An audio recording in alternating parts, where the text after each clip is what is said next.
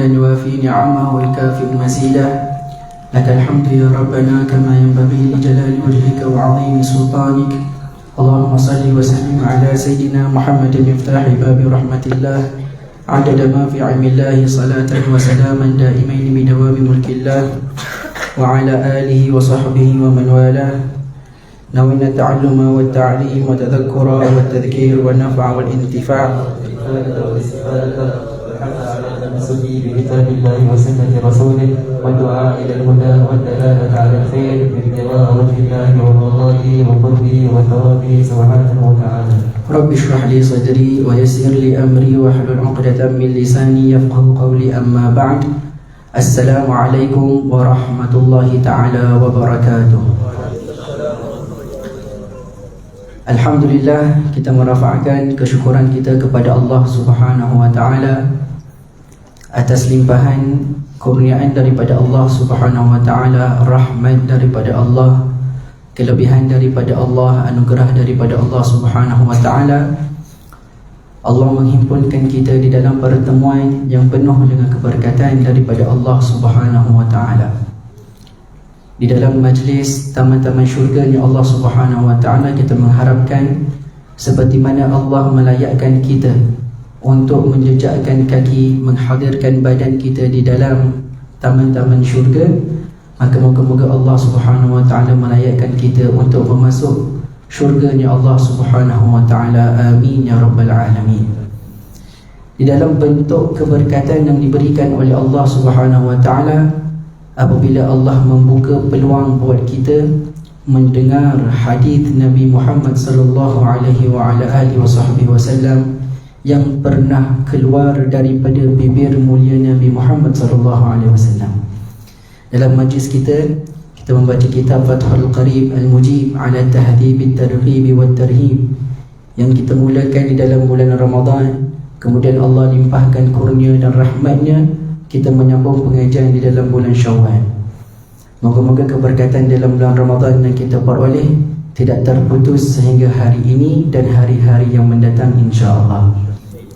Dan kita mengharapkan juga amalan yang kita lakukan di dalam bulan Ramadan, zikir yang kita lantunkan, salat yang kita dirikan, puasa yang kita kerjakan, sedekah yang kita keluarkan, setiap amalan yang kita lakukan, moga-moga Allah menerima segala amalan tersebut dan menjadikan amalan itu diberkati oleh Allah Subhanahu wa taala dan tiket untuk kita mendapatkan rahmat daripada Allah Subhanahu wa taala. Amin ya rabbal alamin.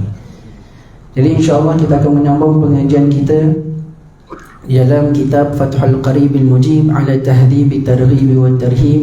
Kita sampai kepada tajuk At-Tarhib min bai'il hur والتفرقة بين والدة وولدها ومن تلقي الجلب والنجش والصوم على صوم غيره ومن احتكار الطعام.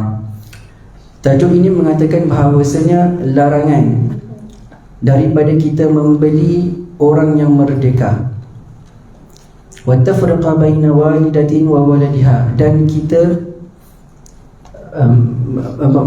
kita memisahkan di antara ibu dan anaknya. Wa min talaqqil jalb, dan ini nanti kita akan syarahkan dalam hadis Nabi Muhammad sallallahu alaihi wasallam selepas ini.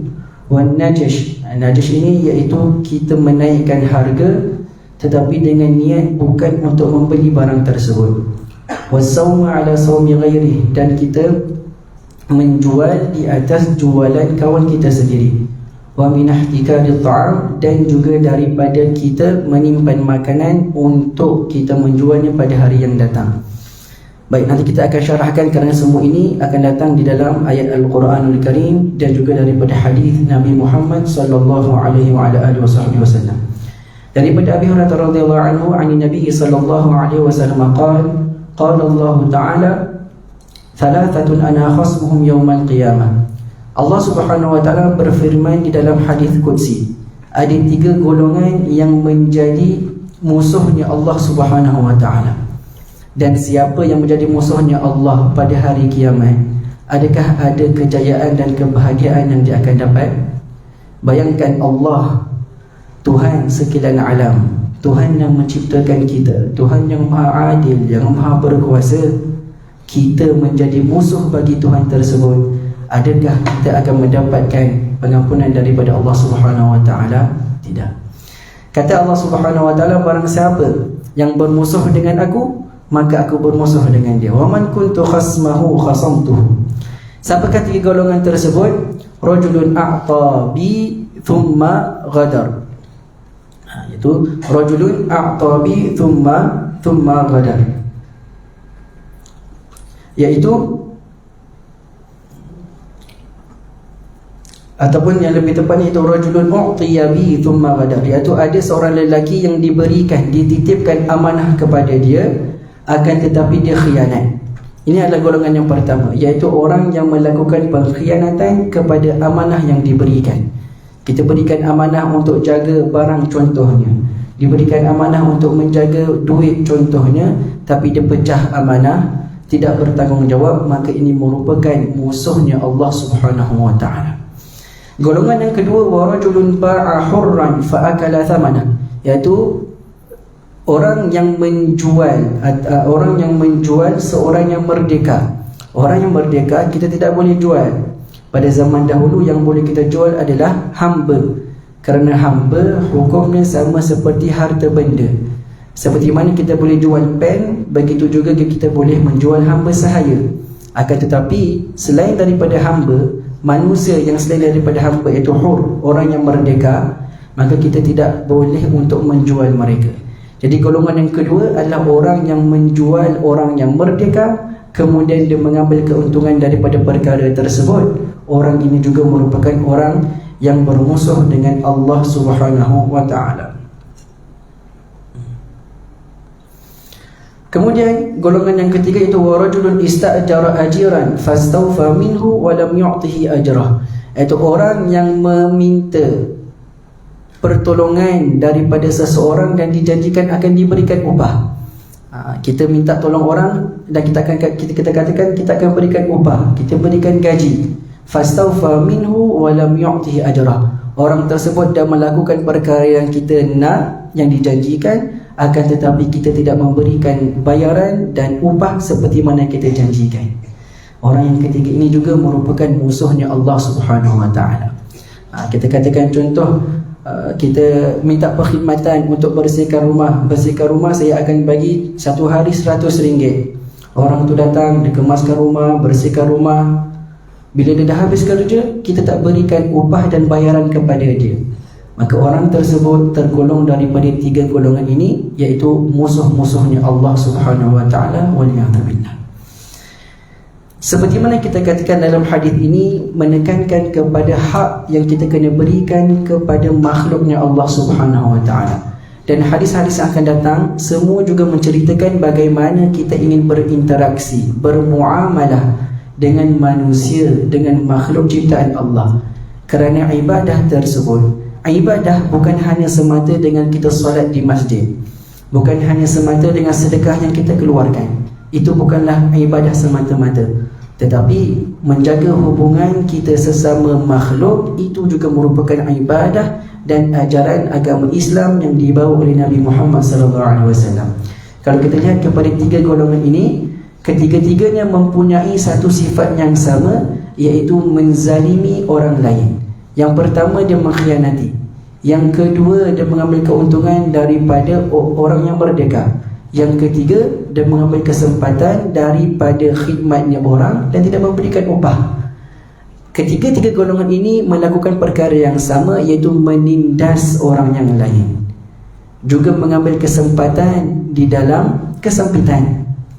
Jadi orang seperti ini, dia punya azab, balasan bukan balasan yang ringan. Kata Allah Subhanahu wa taala, ana khasmuhum yawmal qiyamah, akulah musuh mereka pada hari kiamat, kerana mereka bermusuh dengan Allah Subhanahu wa taala. Baik, hadis yang kedua daripada Abi Ayyub radhiyallahu anhu mengatakan bahawasanya aku mendengar daripada Nabi Muhammad sallallahu alaihi wasallam bersabda, man farraqa baina walidatin wa walidiha, barang siapa yang memisahkan di antara ibu dan anaknya, farraqallahu bainahu wa baina ahibbatihi yaumal qiyamah, maka Allah Subhanahu wa taala akan memisahkan di antara dia dan juga orang yang dia kasihi pada hari kiamat kelak. balasan daripada Allah Subhanahu Wa Taala bagi siapa yang memisahkan di antara ibu dan juga anak tersebut. Dan ini juga berlaku kepada manusia. Maksudnya kita memisahkan di antara adik ibu dan anak, kemudian kita colek anak ataupun colek ibunya, kita memisahkan di antara ibu dan anak sebelum waktu tamyiz, sebelum masuknya umur tamyiz, maka di sini hukumnya haram, kerana akan diberikan azab oleh Allah Subhanahu Wa Taala pada hari akhirat kelak. Allah akan memisahkan di antara dia dan orang yang dia kasihi pada hari akhirat kelak. Waliyadzubillah. Hadis yang ketiga daripada Abi Hurairah radhiyallahu anhu, anna Rasulullah sallallahu alaihi wasallam qala la talaqaw al-jalab faman talaqa al-jalab fashtara minhu fa idza ata sayyiduhu suqa fa huwa bil khiyar. Hadis ini menceritakan bahawa ini larangan Nabi Muhammad sallallahu alaihi wasallam melarang para sahabat, la talaqaw al-jalab, janganlah kalian membeli barang daripada orang badui, orang kampung. Situasi ini macam ni. Orang kampung, orang badui datang membawa dagangan untuk jual di bandar. Kemudian larangan ini datang, janganlah kalian pergi kepada orang kampung tersebut yang datang dengan dagangan yang dibawa daripada kampung. Kalian pergi kepada mereka, kalian beli daripada mereka dengan harga yang rendah, dan mereka tidak tahu harga semasa. Contoh, mereka bawa apa? Contohlah mereka bawa mangkuk. Mangkuk contohnya kalau di pasar sekarang harga pasaran RM10, tapi dia tak tahu harga pasaran. Kemudian datang orang bandar, pergi jumpa orang kampung tersebut, dia kata, aku akan beli kat kau dengan jumlah yang banyak. Satu mangkuknya aku beli RM2. La ilaha illallah. Kemudian orang bandar ini dah beli, orang kampung tu gembira lah, dapat keuntungan. Dia pergi ke bandar, maka dia jual dengan harga RM20 ataupun RM30. Jadi di sini ada kerugian yang berlaku untuk orang kampung itu sendiri, dan ini merupakan bentuk penindasan terhadap orang yang lemah.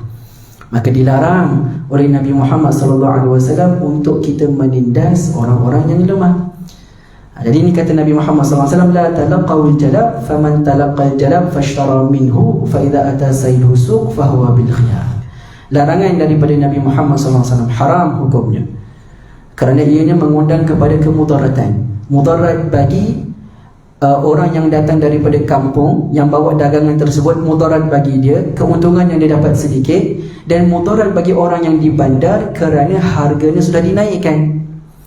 Jadi ada dua mudarat, untuk orang yang datang daripada kampung membawa dagangan, dan juga untuk orang yang di bandar yang akan membeli barangan tersebut. Jadi agama Islam sangat-sangat menjaga perkara tersebut agar kita tidak melakukan penindasan dan menzalimi orang lain, maupun kita mengambil hak-hak orang lain tanpa kebenaran. Baik.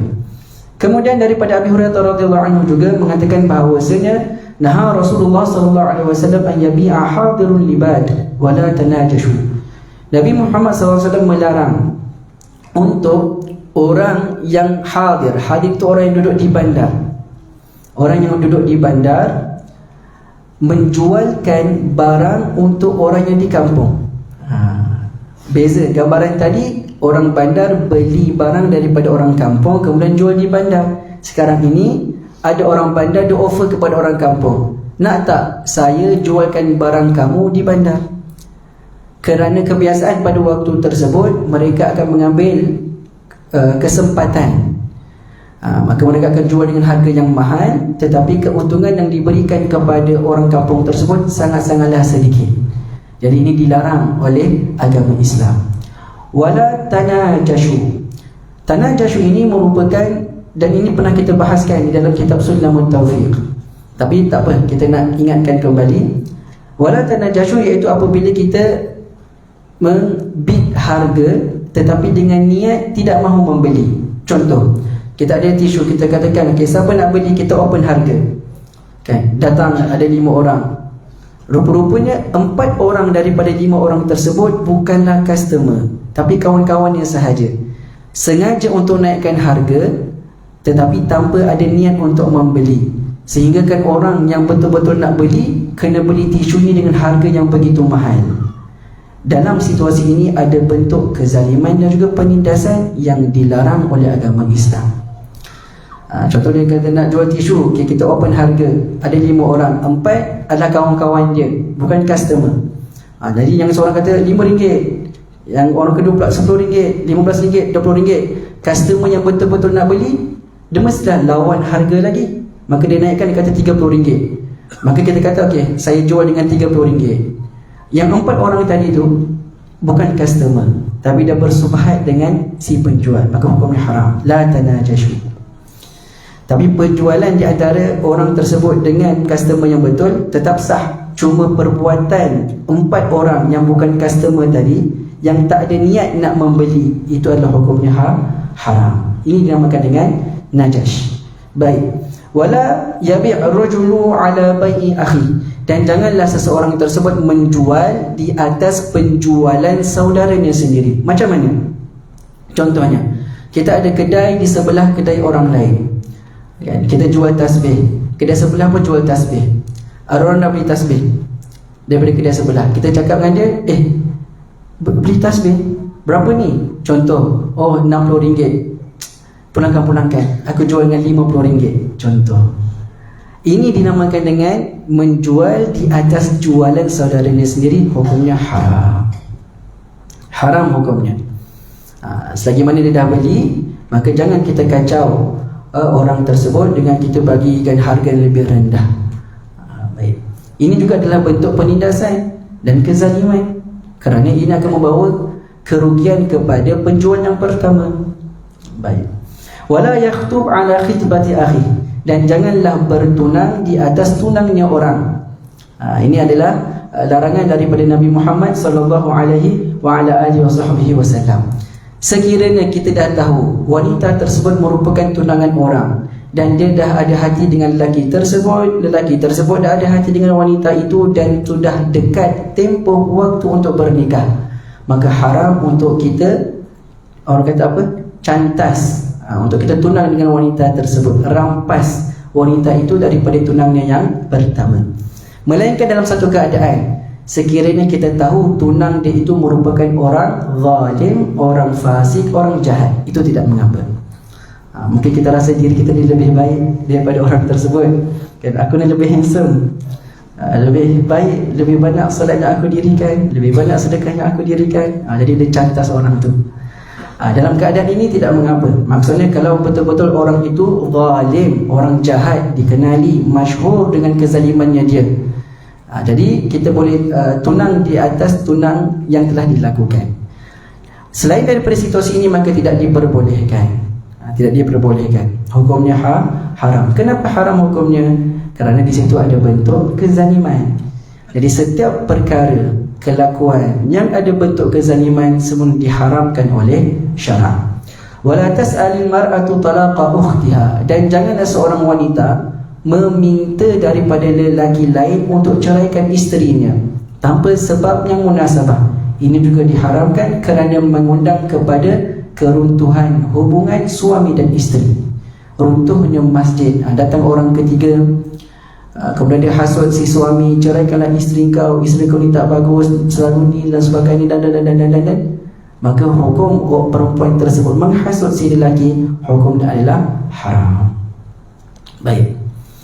Kemudian hadis yang seterusnya daripada Sa'id bin Musayyib an Ma'mar bin Abdullah radhiyallahu anhu an Rasulullah sallallahu alaihi wasallam, la yahtakiru illa khati'un.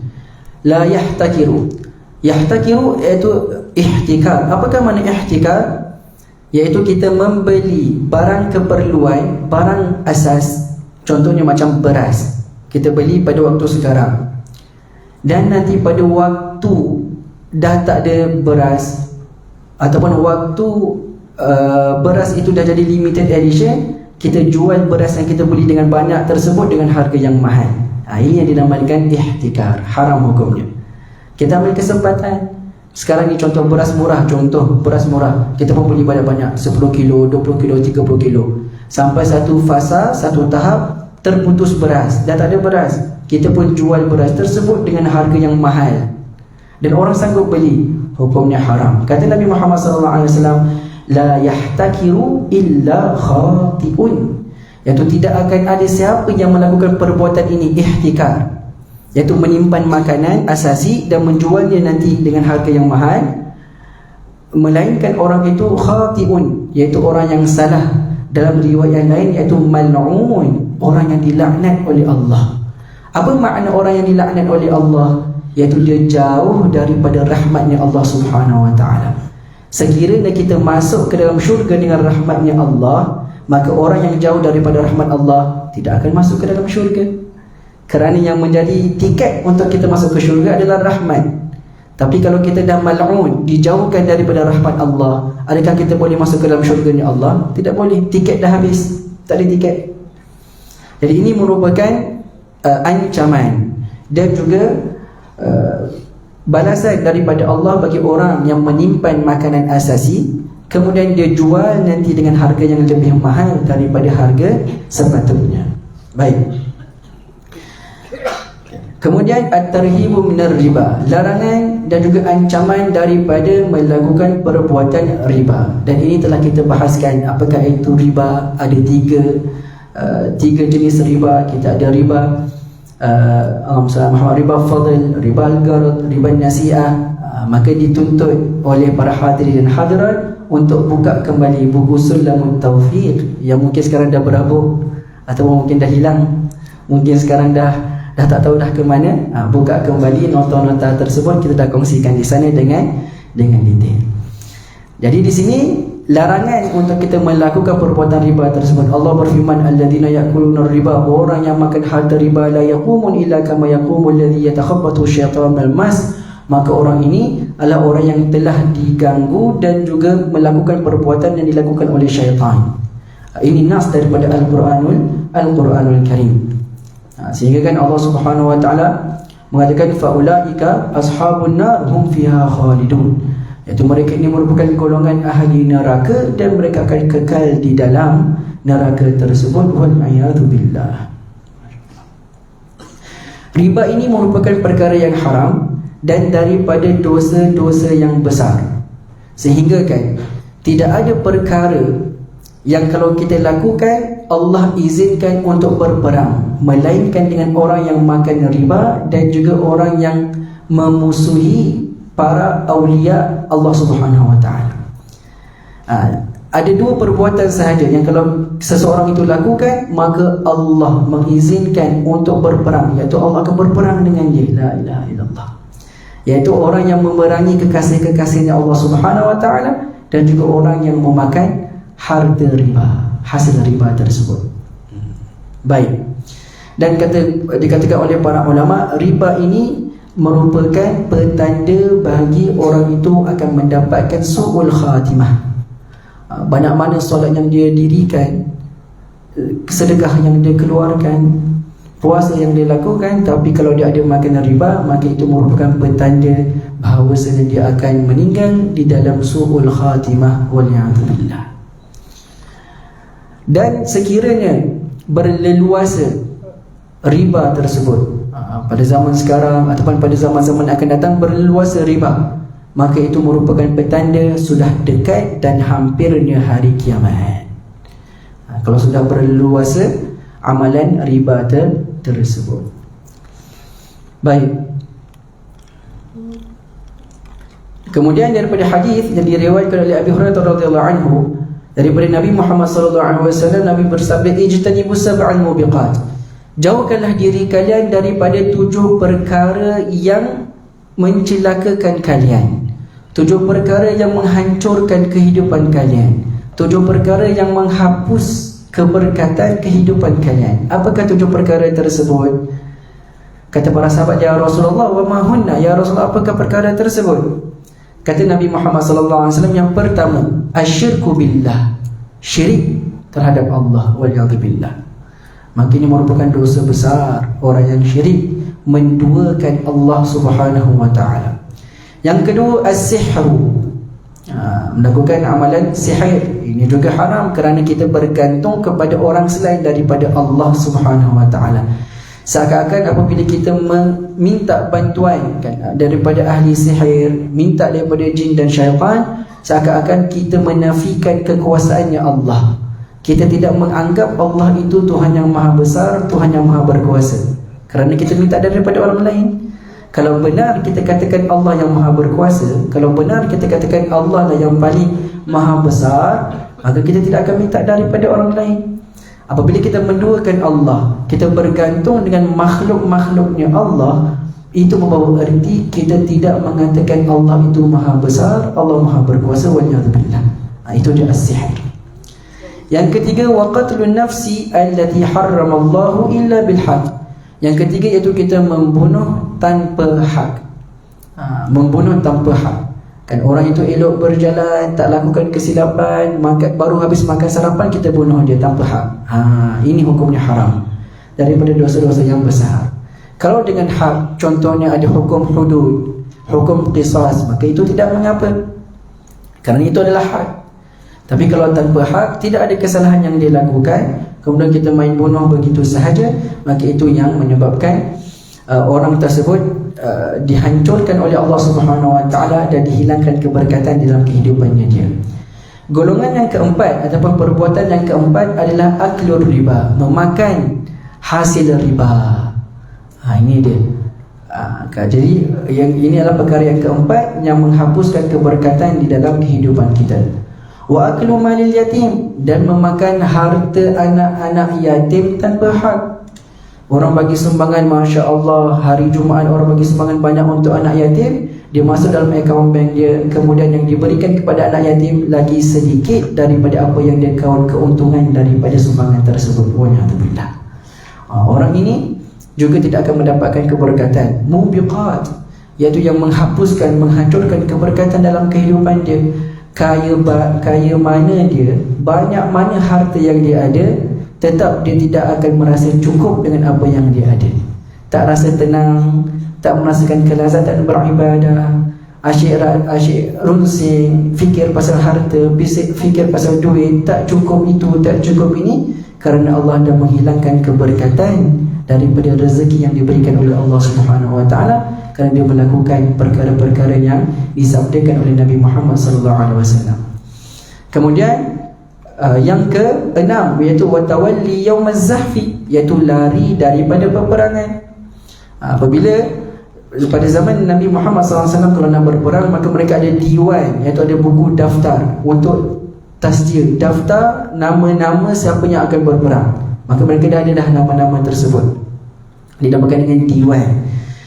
Jadi orang yang dah sertai peperangan, kemudian dia lari daripada peperangan, maka ini juga merupakan dosa-dosa besar. Dan yang terakhir sekali itu waqadful muhsanatil mu'minatil ghafilat, iaitu dia menuduh orang wanita yang salihat dan juga wanita yang mukminah muslimah menjaga diri, dia menuduh wanita tersebut berzina, maka ini merupakan perkara yang menghapus keberkatan kehidupan seseorang tersebut.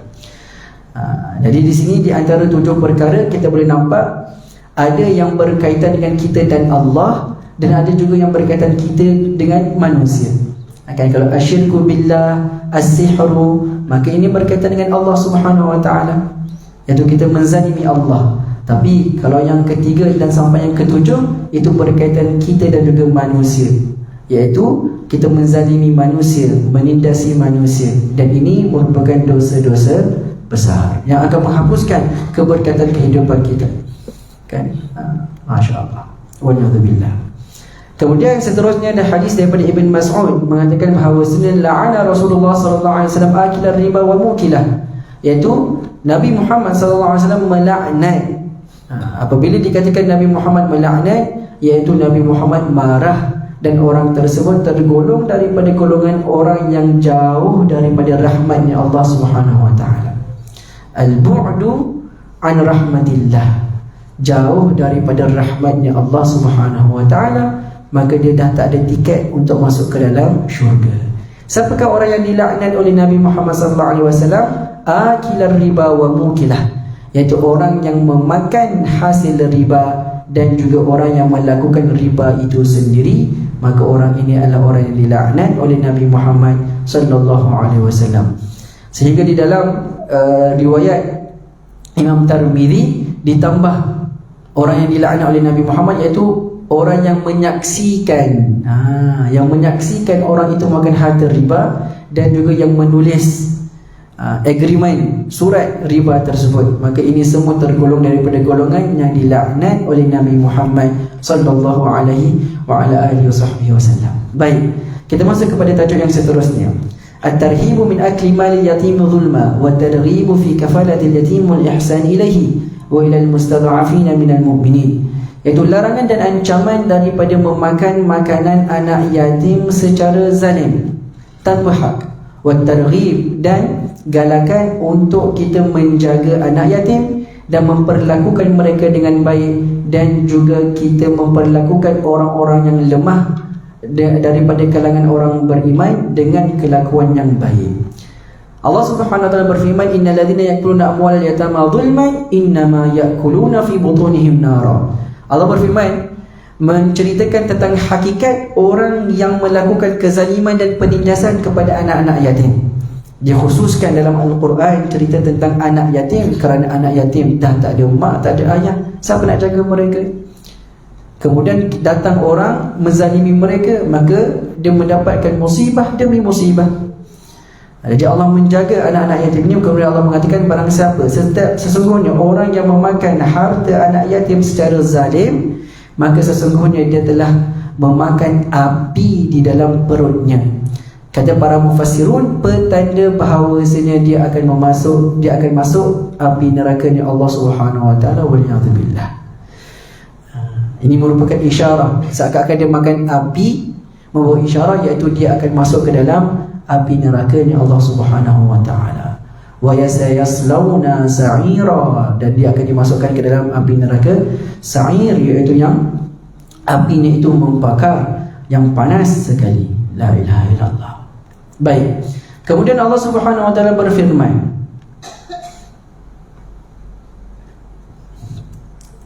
wa yas'alunaka 'anil yatama qul islahu lahum khair.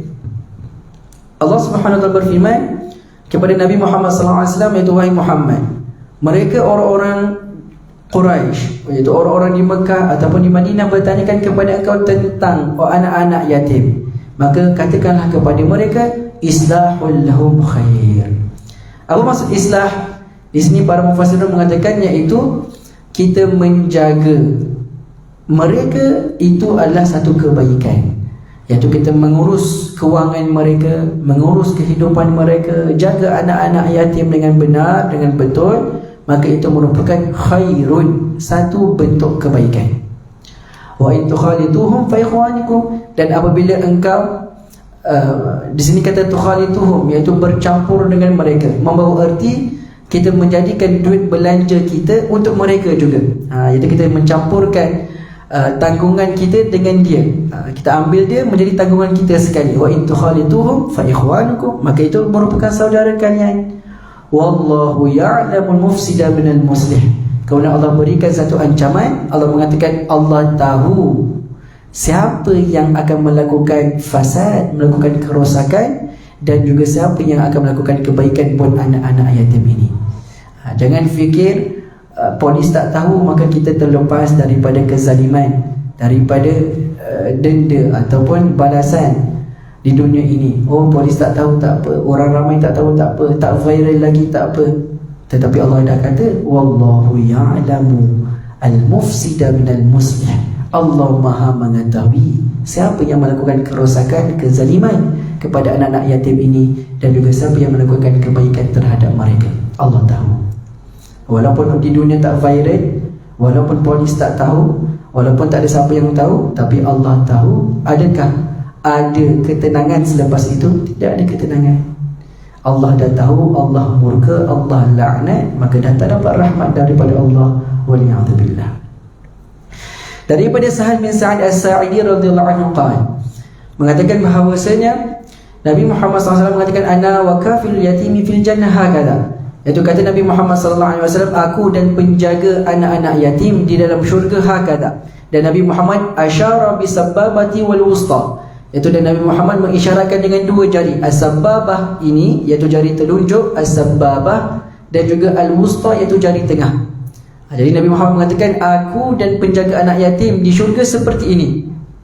Kemudian wa farraja bainahuma, dan Nabi Muhammad memisahkan di antara dua jari tersebut. Apakah erti daripada isyarat tersebut?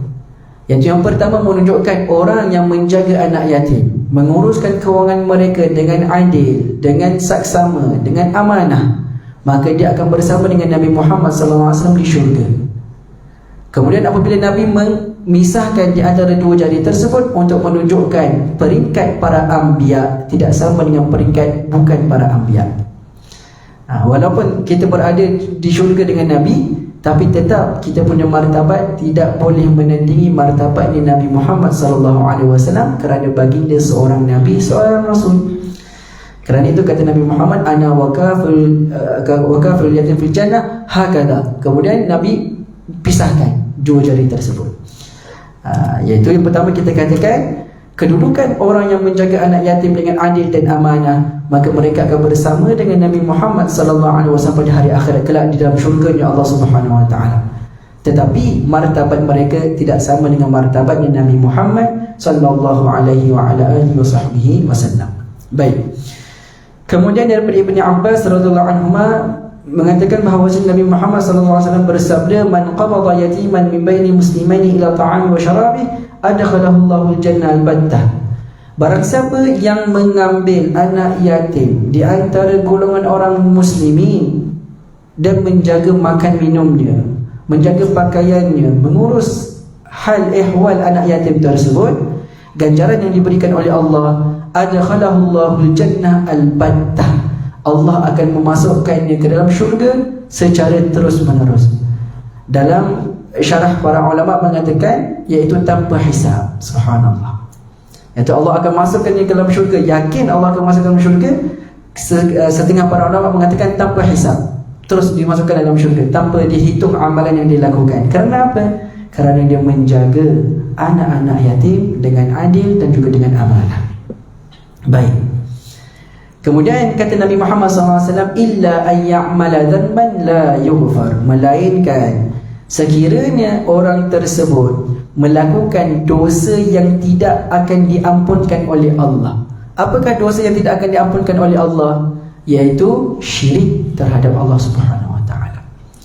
Kalau dia itu syirik orang kafir, tapi dia jaga anak yatim, adakah dia akan masuk dalam syurganya Allah? Tidak juga, kerana dia syirik kepada Allah Subhanahu Wa Taala.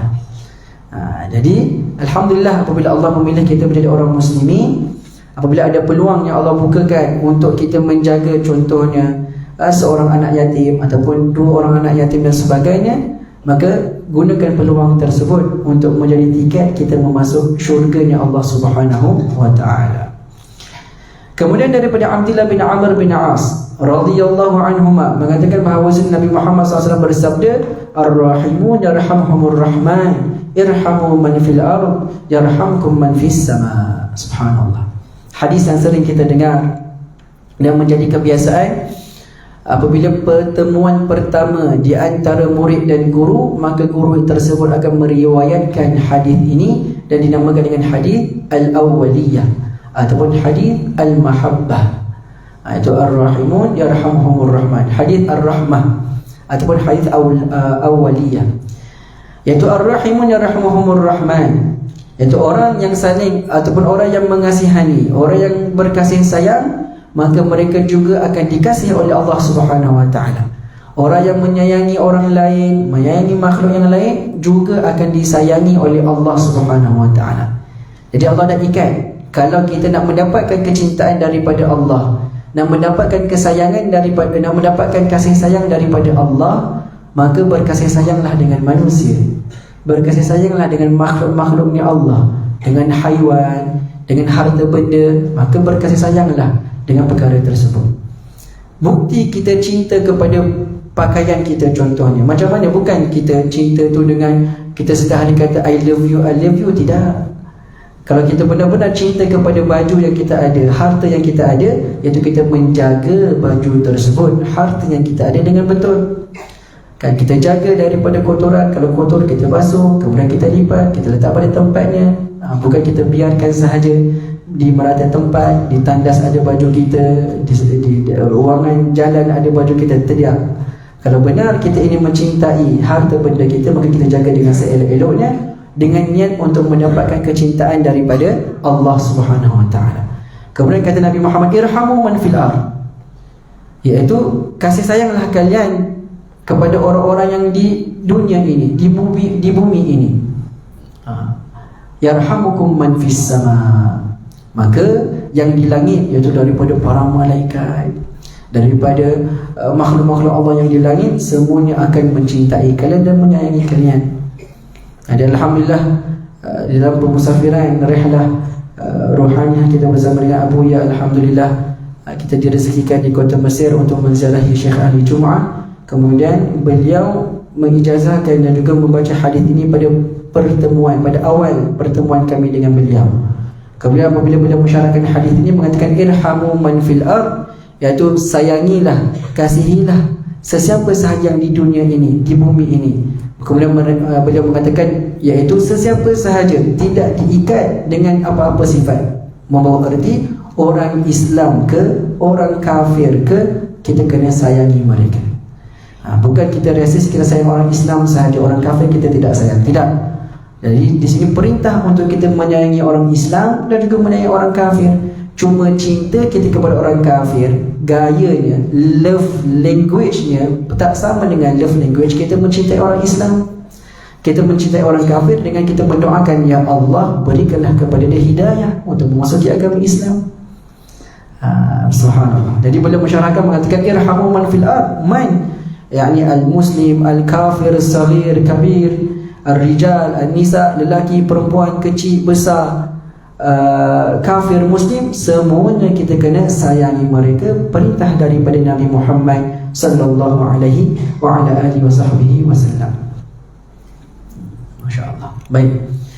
Kemudian daripada Ibn Abbas juga mengatakan bahawa Nabi Muhammad SAW mengatakan hal tunsaruna wa turzaquna illa bi du'afaikum, iaitu Nabi Muhammad mengatakan hal tunsaruna wa turzaqun, adakah kalian semua ini dibantu daripada Allah, menerima bantuan daripada Allah dan direzekikan oleh Allah Subhanahu Wa Taala, melainkan dengan orang-orang yang lemah di antara kalian.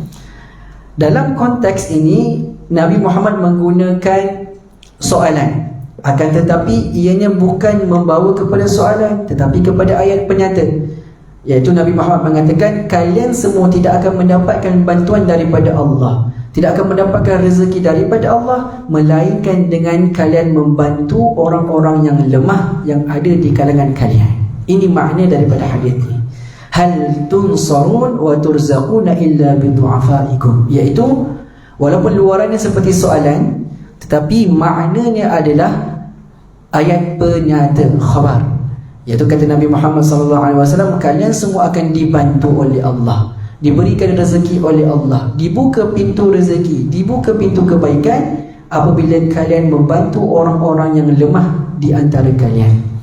Kita duduk di rumah, ada orang yang lemah, contohnya kan, bila ibu dan ayah dah makin berusia, maka mereka lemah, kita bantu mereka, maka Allah akan bantu kita, membuka pintu kebaikan buat kita.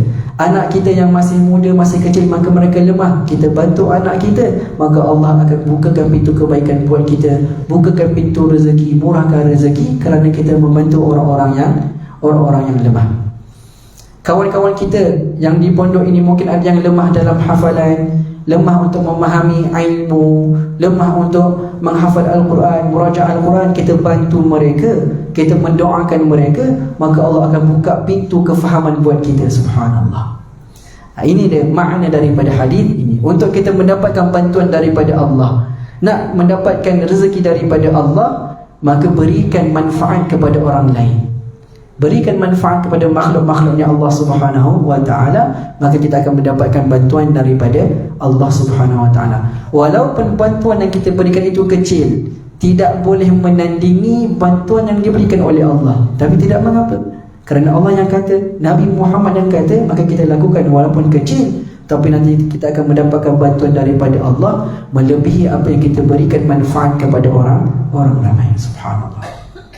Baik, kita masuk kepada tajuk yang seterusnya, at-targhibu fi syukri, iaitu galakan dan juga ajakan untuk kita bersyukur kepada Allah Subhanahu wa taala. Allah berfirman dalam Al-Quranul Karim, "Washkuru ni'matallah in kuntum iyyahu ta'budun." Iaitu bersyukurlah atas nikmat yang diberikan oleh Allah sekiranya kalian benar-benar menyembah Allah. Mafhum mukhalafah, iaitu sekiranya kita ini tidak bersyukur kepada Allah, Allah bagi rezeki, kita tidak syukur nikmat yang diberikan oleh Allah, membawa arti kita tidak benar-benar menyembah Allah. Waliyadzubillah. Ketinggalan kita dah sembah Allah, saya dah solat 5 waktu, saya dah puasa bulan Ramadan, tapi rupa-rupanya apabila kita tidak bersyukur atas nikmat yang diberikan oleh Allah, kita belum lagi benar-benar menyembah Allah Subhanahu wa taala. Dengar apa yang Allah firmankan, "Washkuru ni'matallah in kuntum iyyahu ta'budun." Bersyukurlah atas nikmat yang diberikan oleh Allah sekiranya kalian benar-benar menyembah Allah. Jadi kalau kalian main-main menyembah Allah, tidak serius menyembah Allah, tidak benar-benar menyembah Allah, maka kalian tidak mensyukuri nikmat yang diberikan oleh Allah Subhanahu wa taala. Waliyadzubillah. Baik. Dan syukur ini seperti yang kita tahu, ianya memerlukan kepada hal dan juga ilmu dan juga amal. Untuk bersyukur kita perlukan kepada ilmu, iaitu kita mengetahui nikmat yang diberikan datangnya daripada Allah. Itu yang pertama. Yang kedua, hal, iaitu kita merasakan keseronokan dengan nikmat yang diberikan oleh Allah Subhanahu wa taala. Dan yang ketiga, amal, iaitu kita beramal kebaikan dengan nikmat yang diberikan oleh Allah Subhanahu wa taala. Dengan 3 perkara ini, maka ianya akan melengkapkan sifat syukur kita ke atas nikmat yang diberikan oleh Allah Subhanahu wa taala. Yang pertama ilmu, yang kedua hal, iaitu keadaan dan situasi, yang ketiga amal, iaitu kita mempraktikkan dan beramal salih dengan nikmat yang diberikan oleh Allah Subhanahu wa taala. Kemudian Allah mengatakan, "La in syakartum la azidannakum." Sekiranya kalian mensyukuri nikmat yang diberikan oleh Allah, la azidannakum. Allah mendatangkan la azidannakum. Masya-Allah, tabarakallah. Ada 2 penguat dalam ayat ini, iaitu dengan lam taukid dan juga nun taukid, iaitu Allah memberikan penguat confirm, double confirm daripada Allah Subhanahu wa taala, iaitu Allah akan tambahkan nikmat sekiranya kita bersyukur atas nikmat yang diberikan oleh Allah. Kalau Allah tak menggunakan penguat pun, kita dah tahu dah ianya akan benar-benar berlaku. Tetapi Allah nak meyakinkan kita, kerana kita di dalam urusan rezeki, urusan perkara-perkara duniawi yang material ini, kita kurang percaya kepada Allah, kita kurang keyakinan kita kepada Allah. Maka Allah menggunakan 2 penguat, 2 taukid untuk menguatkan kenyataan ini, iaitu sekiranya kalian bersyukur kepada Allah, maka nescaya wajib bagi Allah, confirm bagi Allah akan menambahkan nikmat ke atas kalian. Tetapi penambahan tersebut bukan seperti yang kita sangkakan. Kita sangka, Alhamdulillah saya dapat duit raya RM5, confirm nanti rumah yang akan datang Allah akan tambah lagi RM10 rumah kedua. Tak. Nikmat yang akan ditambah oleh Allah bukan seperti mana yang kita sangkakan dan yang kita jangkakan, dan bukan seperti mana yang kita gambarkan. Tidak. Mungkin Allah akan tambah keberkatan, RM5 yang kita ada Allah tambahkan keberkatan, kita beli makanan kenyang seminggu. Subhanallah. Keberkatan daripada Allah. Kita tak tahu. Mungkin RM5 tersebut kita dapat, kemudian kita sedekah di masjid, dengan RM5 tersebut Allah masukkan kita ke dalam syurga. Maka ini merupakan penambahan nikmat daripada Allah. Kita tidak tahu. Jadi penambahan nikmat daripada Allah tidak semestinya nikmat yang sama kita syukuri. Kemungkinan ia akan datang dalam bentuk-bentuk yang lain, dan kadang-kadang kita tak rasa pun itu satu nikmat, sedangkan ianya merupakan satu nikmat. Contohnya majlis ilmu, ada orang rasa bukan nikmat. Allah kena hadir pula kuliah duha. Hari ni ada pula kuliah duha, elok-elok nak tasmid, murajaah, sabki dan sebagainya. Ada pula kuliah duha contohnya. Tapi kita tak tahu, mungkin kuliah duha ini merupakan nikmat yang ditambah oleh Allah kerana kita mensyukuri nikmat Allah yang lain. Jadi Allah tambah nikmat untuk kita makin dekat kepada Allah Subhanahu wa taala. Baik. Daripada Abdullah bin Umar radhiyallahu anhu mengatakan bahawasanya Nabi Muhammad sallallahu alaihi wasallam bersabda, "Man ista'adha billah fa'idhu." Tu barang siapa yang meminta perlindungan daripada Allah dengan kalian, maka bantulah mereka. "Wa man sa'alakum billah fa'atuh." Barang siapa yang meminta daripada Allah dengan kalian, maka berikanlah kepada mereka. Orang minta kita bantuan, kita berikan bantuan kepada mereka. Wa man istajara billah fa'ajiruh. Nah, barang sama juga maknanya, iaitu barang siapa yang dalam kesusahan minta bantuan, maka bantulah mereka. Wa man ata ilaikum ma'rufa fakafi'uh. Dan barang siapa yang melakukan kebaikan kepada kalian, memberikan kebaikan kepada kalian, fakafi'uh, iaitu balaslah kebaikan tersebut. Balaslah kebaikan tersebut, sama ada kita balas dengan perkara yang sama ataupun yang lebih baik daripada perkara tersebut. Kalau kita balas dengan perkara yang rendah lagi, maka itu bukan dinamakan dengan balasan. Kemudian mungkin kita dengar ini berat untuk kita. Kan orang kasih kita contohnya RM10, takkanlah kita nak balas dengan RM10 lagi. Saya pun baru rumah pertama dapat duit raya, takkan saya nak terus kasih RM10 lagi. Kemudian kata Nabi Muhammad SAW, kalau tak mampu untuk membalas sama dengan apa yang dia berikan, ataupun lebih baik, lebih banyak daripada apa yang diberikan, fad'u lahu hatta ta'lamu an qad kafa'tuhu. Maka doakanlah orang yang memberikan kebaikan kepada kita sehingga kita rasa ini sudah memadai buat mereka. Doakan kebaikan buat mereka. Orang kasih kita hadiah, alhamdulillah, terima kasih. Moga-moga Allah murahkan rezeki, moga-moga Allah mudahkan urusan, moga-moga Allah menyembuhkan kesakitan, moga-moga Allah berikan ketenangan dunia dan akhirat. Doakan kebaikan sekiranya kita tak mampu untuk membalas kebaikan tersebut. Ini yang diajarkan oleh Nabi Muhammad SAW untuk menjaga hubungan ukhuwah, persaudaraan, persahabatan di antara kita. Maka kita kena tanamkan dengan perkara-perkara seperti ini.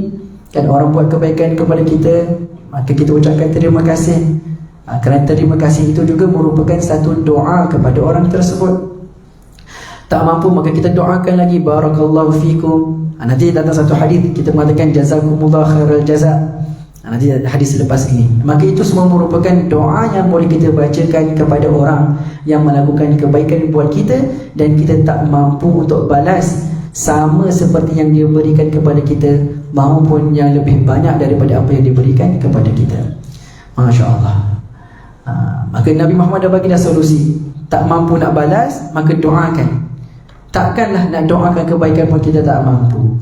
Maksudnya kalau kita tak mampu untuk doakan kebaikan buat orang yang memberikan kebaikan kepada kita, membawa erti hati kita gelap, hati kita keras. Orang buat baik, kita tak hargai pun kebaikan yang mereka lakukan. Orang buat baik, kita tak balas pun kebaikan yang dia lakukan. Orang buat baik kepada kita, kita tak doa pun kebaikan buat dia, menunjukkan hati kita keras, gelap, dan kemungkinan besar kita jauh daripada rahmatnya Allah Subhanahu wa taala. Wal-'iyadzu billah. Dalam hadis yang lain, An Usamah bin Zaid mengatakan bahawa Nabi Muhammad bersabda, "Man suni'a ilaihi ma'ruf." Barang siapa yang dilakukan kebaikan kepadanya, ada orang buat baik kepada dia, faqala li fa'ilihi, maka dia mengatakan kepada orang tersebut. Kan, contohnya orang tu beri makanan, beri duit dan sebagainya. Kan, hujan, dia tolong angkat baju dekat ampayan. Kemudian kita katakan kepada orang tersebut, jazakallahu khairah. Kan, satu kalimat sahaja, jazakallahu khairah. Tak sampai satu saat, jazakallahu khairah. Iaitu apa? Moga-moga Allah membalas kamu dengan kebaikan. Kata Nabi Muhammad SAW, faqad ablagha. Subhanallah. Faqad ablagha fi thana', maka dia telah memuji dan telah membalas kebaikan orang tersebut. Ablagha iaitu dengan tingkatan yang begitu tinggi, sedangkan dia hanya melafazkan satu doa, jazakallahu khairan. Tapi kata Nabi Muhammad, faqad ablagha, iaitu dia telah membalas jasa orang tersebut dengan balasan yang begitu tinggi sekali. Ablagha, la ilaha illallah. Jadi paling mudah, orang buat kebaikan kepada kita, kita katakan apa? Jazakallahu khairan. Kalau kita tak mampu untuk membalas kebaikan tersebut, maka doakan kebaikan. Inilah doa yang diajarkan oleh Nabi Muhammad SAW. Masya Allah. Dan sekarang ni kita di WhatsApp ada apa? Stiker, kan? Stiker jazakallahu khairan, boleh tahu gambar kita, boleh tahu bunga, boleh tahu apa dan sebagainya. Itu je. Kita amalkan sunnah yang diajarkan oleh Nabi Muhammad SAW untuk mengucapkan terima kasih. Kita katakan apa? Jazakallahu khairah. Doa kebaikan buat orang yang melakukan kebaikan kepada kita. Kata diriwayatkan hadis daripada Abi Hurairah radhiyallahu anhu daripada Nabi Muhammad SAW bersabda, la yashkurullah man la yashkurun nas. Orang yang tidak mensyukuri manusia, yang tidak menghargai manusia, yang tidak berterima kasih dengan manusia, maka orang ini tidak bersyukur kepada Allah Subhanahu wa taala. Waliyadzubillah. Lihat tak hubungan kita menghargai kebaikan manusia, berterima kasih dengan kebaikan manusia, maka kita bersyukur kepada Allah.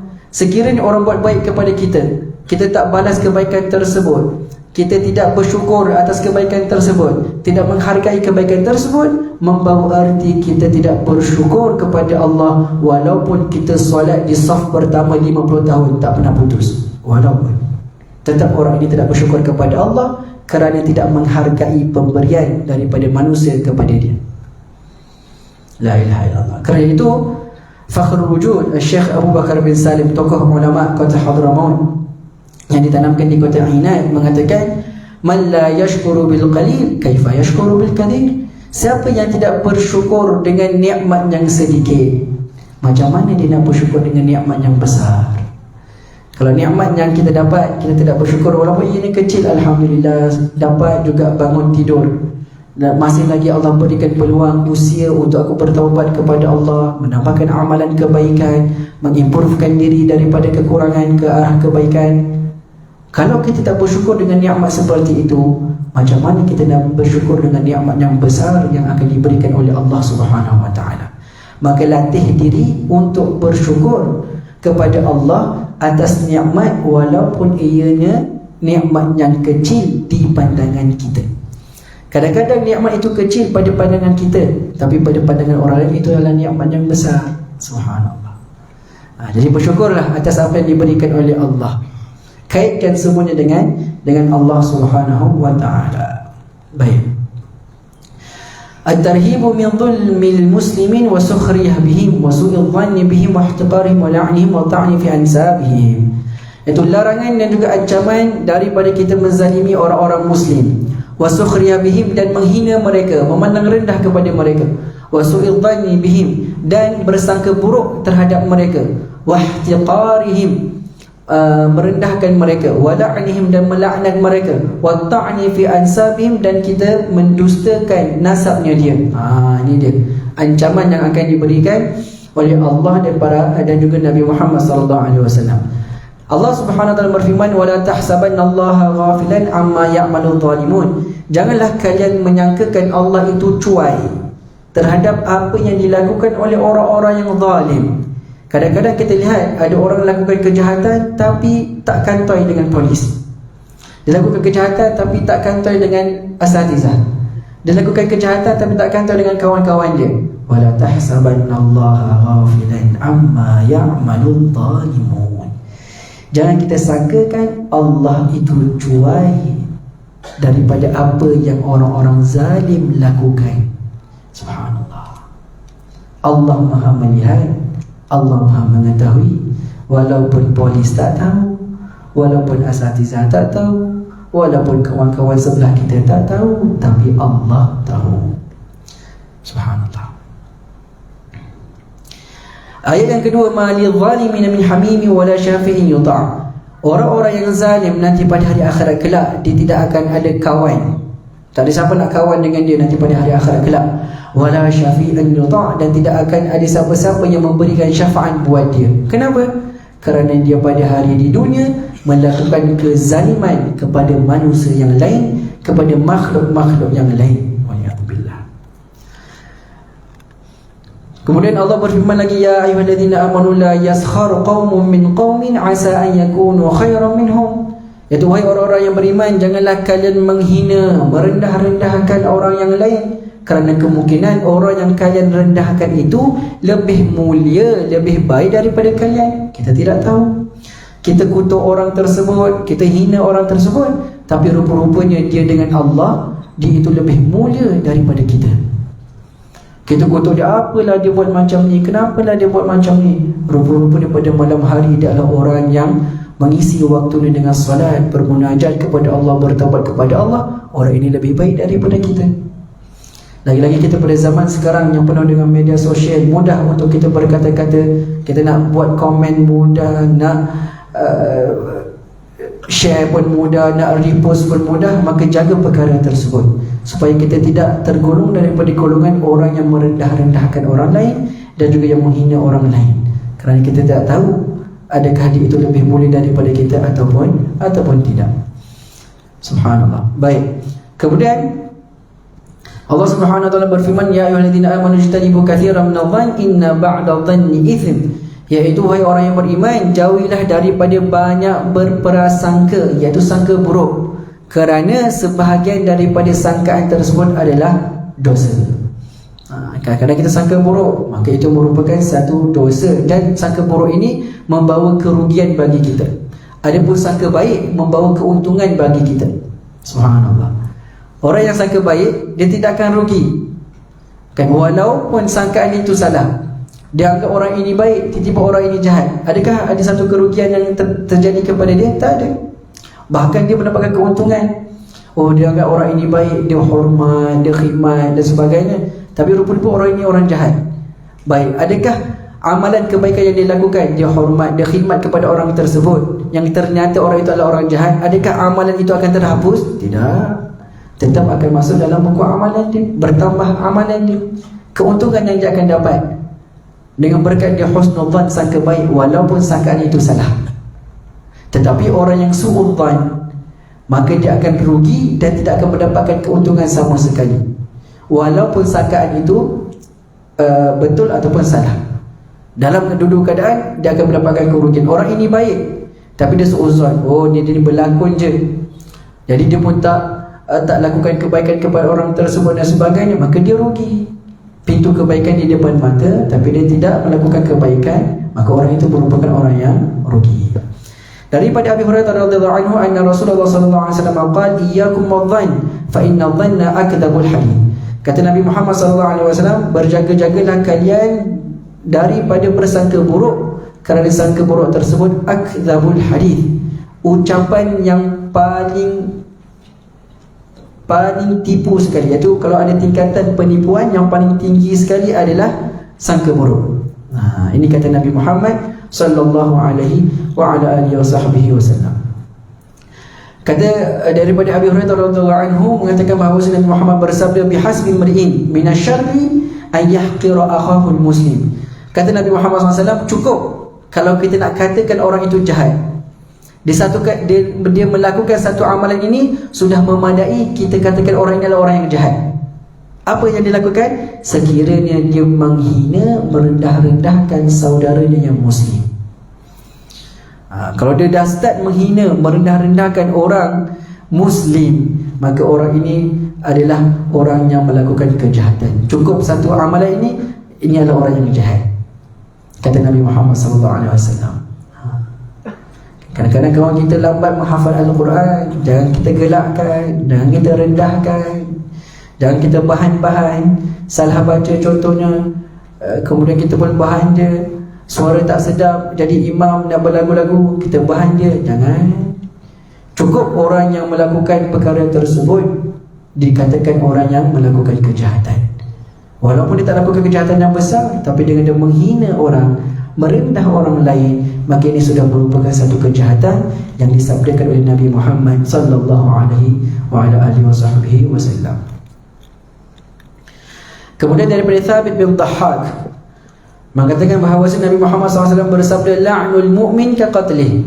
Orang sekiranya kita melaknat orang yang beriman kepada Allah, kan kita kata laknatullah alaik, moga-moga Allah melaknat engkau, kita laknat orang tersebut, orang beriman kepada Allah, sama seperti kita membunuh dia. Iaitu dosa yang kita akan dapat sama seperti dosa kita membunuh dia.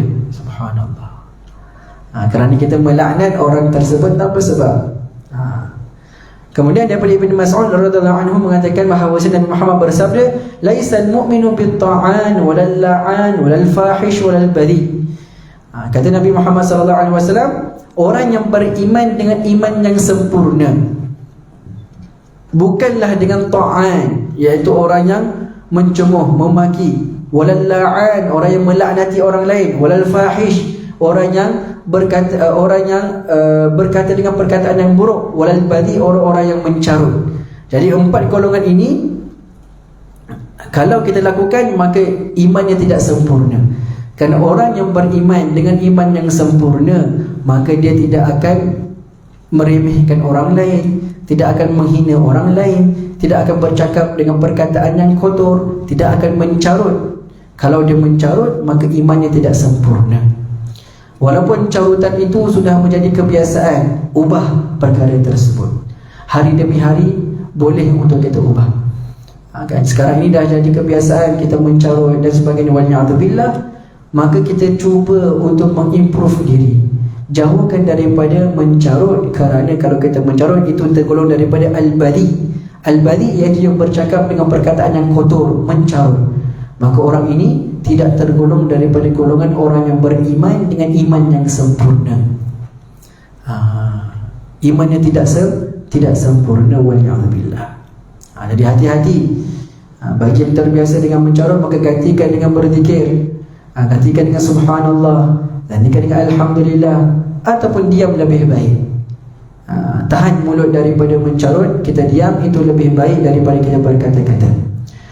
Daripada Abi Hurairah radhiyallahu anhu mengatakan bahawasanya Nabi Muhammad SAW bersabda, "Ithnatani fi nasi huma bihim kufrun, at-ta'nu fi nasab wan niyahatu 'ala al-mayyit." Iaitu 2 golongan yang mana golongan ini ada pada mereka kufrun, iaitu kekufuran yang diartikan iaitu iman mereka tidak sempurna. At-ta'nu fi nasab, iaitu dia mendustakan nasab seseorang. Ini adalah satu dosa besar. Apabila dia mendustakan nasab seseorang, maka dia mengatakan orang itu lahir anak luar nikah. Dia mendustakan, bukan, ayah kau bukan ini. Dah yakin itu merupakan ayah kita, tapi dia mendustakan, contohnya. Maka dia mengatakan kita ini anak luar nikah. Maka kata Nabi Muhammad SAW, imannya juga tidak sempurna. Dan juga dalam syarahan yang lain mengatakan bahawasanya apabila seorang itu mendustakan nasab seseorang, wan niyahatu 'alal mayyit, dan dia menjerit, melalak atas pemergian seseorang yang telah disyarahkan di dalam pengajian-pengajian telah lepas, maka ini merupakan 2 amalan orang kafir jahiliyah. Orang kafir dulu begini, mereka mendustakan nasab-nasab, kemudian mereka memungkir, melalak, menjerit-jerit atas kematian seseorang. Ini merupakan amalan orang kafir.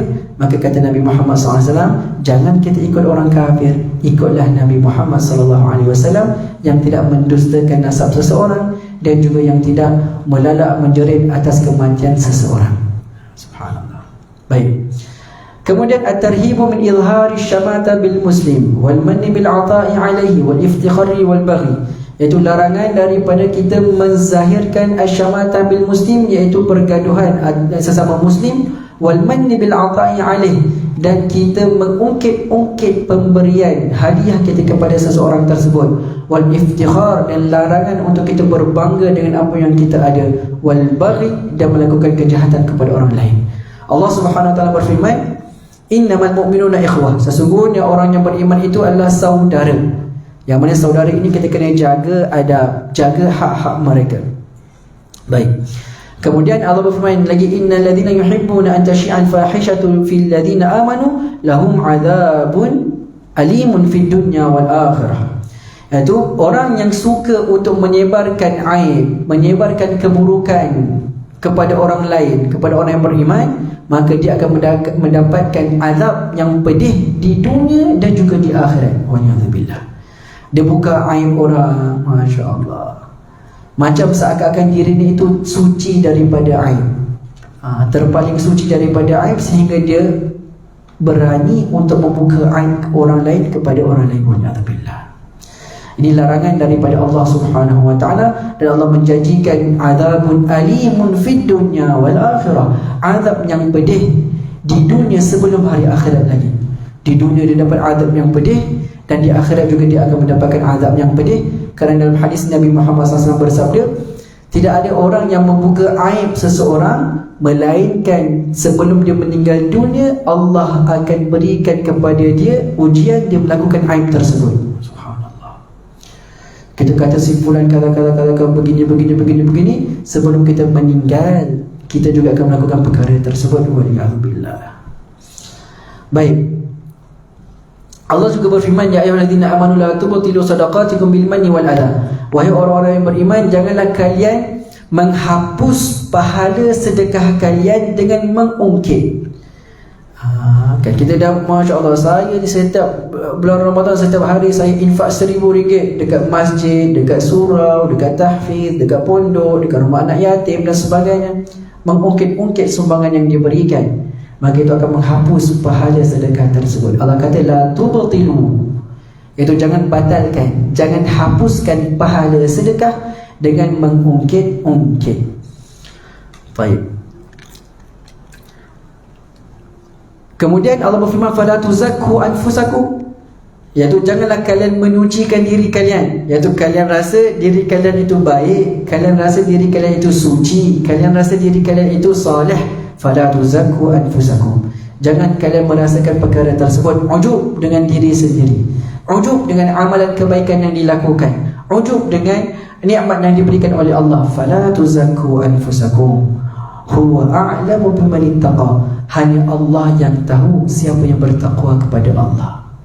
Karena itu keburukan, kejahatan yang dilakukan oleh orang yang baik adalah apabila dia merasakan diri dia baik.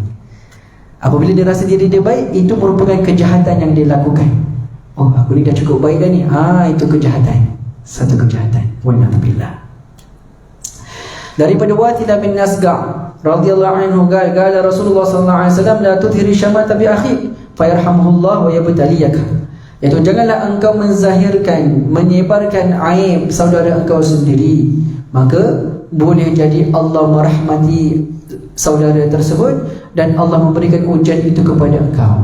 Ini dia. Dia gelakkan, disebarkan aib si fulan dan sebagainya, boleh jadi nanti Allah akan uji engkau dengan perkara yang sama. Waliyahzubillah. Jadi jaga lisan, jaga tangan kita, jaga mata, jaga hati daripada kita merendahkan orang lain ataupun kita suka aib orang lain itu tersebar. Itu juga merupakan asyamatah. Asyamatah. Kerana itu dikatakan di sini, apakah itu asyamatah? Iaitu al-farah bibaliyah man yu'adik atau tu'adi, iaitu kalau ada orang musuh kita dapat musibah, kita gembira. Ataupun kita bermusuhan dengan orang, bila dia dapat musibah kita gembira. Ini dinamakan dengan syamatah. Ini yang kata Nabi Muhammad, la tudhir, jangan zahirkan. Kita, contoh kita bergaduh dengan kawan kita, tiba-tiba kita dengar cerita dia punya motor kena curi. Ataupun kita gaduh dengan kawan kita, tiba-tiba kita dengar dia accident, kan, langgar bonggol, accident, boom. Kita gembira. La tudhir, jangan zahirkan kegembiraan tersebut. La ilaha illallah. Kerana apa? Mungkin Allah akan merahmati orang tersebut, fayabtaliyaka, dan Allah akan uji kau nanti. Satu hari nanti kita pula bawa motor, kita pula accident. Sebab apa? Sebab kita pernah gembira dengan musibah yang ditimpa oleh musuh kita. Walhamdulillah. Jadi jaga. Jaga, walaupun kita bergurau, maka itu tidak baik sebenarnya, kerana takut-takut ianya berbalik kepada kita. Walhamdulillah. Daripada Ayad bin Himar radhiyallahu anhu kan, berkata bersabda Nabi Muhammad sallallahu alaihi wasallam, innallaha ta'ala auha ilayya an tawadhu, Allah Subhanahu wa taala memberikan wahyu kepada aku untuk kalian merendahkan diri kalian, jangan sombong, jangan ujub, jangan bongkak, rendahkan diri kalian. Hatta la yabghi ahadun ala ahad, sehingga tidak ada seseorang membenci kepada seseorang kerana kerendahan hati yang dia ada. Kalau kita tawadhu, kita rendah hati, rendah diri, maka tidak akan ada sifat benci-membenci di antara saudara sesama muslim. Wala yafkhar ahadun ala ahad, dan kalau kita saling merendah diri, saling tawadhu, maka tidak akan ada siapa yang akan membanggakan diri dia kepada orang lain. Tak ada. Jadi solusi untuk kita mendapat keharmonian di dalam hubungan kita, kawan-kawan, keluarga, saudara mara, iaitu untuk kita mendapatkan kejayaan dan kebahagiaan hubungan tersebut adalah dengan kita merendahkan diri, tawadhu', rendahkan hati.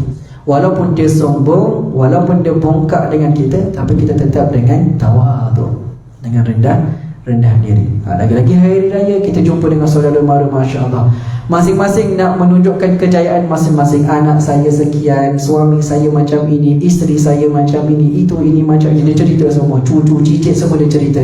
La ilaha illallah. Apa yang kita perlu ada? At-tawadhu', rendah diri. Rendah diri dengan apa yang diberikan oleh Allah, sehingga kita tidak ada sifat takabur, sombong, bangga dengan apa yang kita ada. Kemudian kita masuk dalam tajuk yang baru, at-targhibu fi sulhi bainal muslimin, iaitu ajakan untuk kita memperbaiki hubungan di antara orang muslimin. Wat-tarhibu min at-taqatu' wat-tadabur wal-hasad wat-tajassus wal-ghibah wan-namimah, larangan daripada kita memecah belahkan hubungan sesama muslim, memutuskan hubungan kita. Wal-hasad, dan hasad dengki. Tajassus, mencari aib orang lain. Wal-ghibah, mengumpat. Wan-namimah, mengadu domba. Ini dia. Allah Subhanahu wa ta'ala berfirman, innamal mu'minuna ikhwatun fa aslihu baina akhawaykum. Sesungguhnya hakikat orang yang beriman tersebut, orang-orang mukmin di antara mereka ada hubungan saudara sesama Islam, saudara sesama iman. Fa aslihu baina akhawaykum, maka perbaikilah hubungan kalian dengan mereka. Wasulhu khair, dan kita lakukan kebaikan itu merupakan satu bentuk amalan yang dicintai oleh Allah. Wala ta'awanu 'alal itsmi wal 'udwan, janganlah kita membantu untuk melakukan dosa dan juga permusuhan. Jangan kita bantu. Ini adalah larangan daripada Allah Subhanahu wa ta'ala.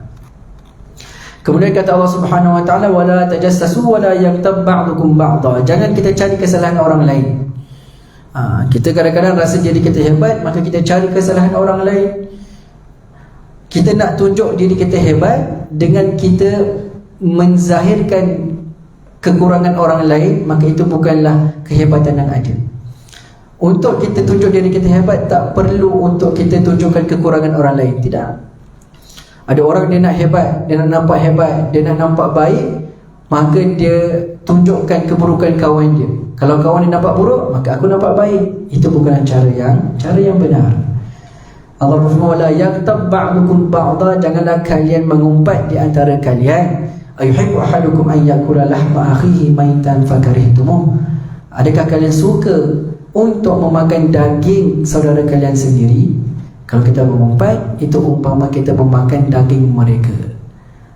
Dan nanti pada hari akhirat kelak, dia akan menuntut hak dia kembali. Engkau di dunia kutuk aku sekian-sekian-sekian, kamu di dunia kutuk saya sekian-sekian, mengumpat saya sekian-sekian-sekian, maka saya nak balik hak saya. Kita pun bagi kebaikan kita kepada dia.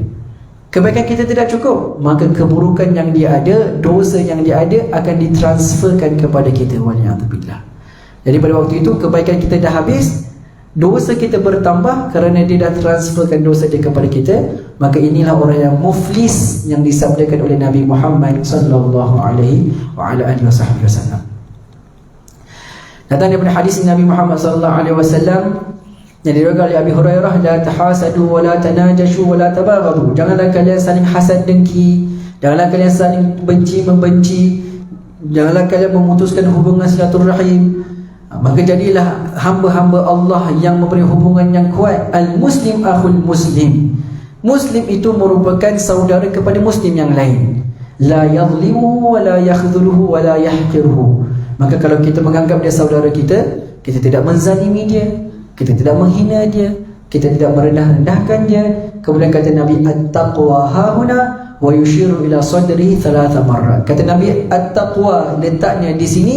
Kemudian Nabi mengisyaratkan di dadanya Nabi Muhammad sebanyak 3 kali. At-taqwa hahuna, at-taqwa hahuna, at-taqwa hahuna.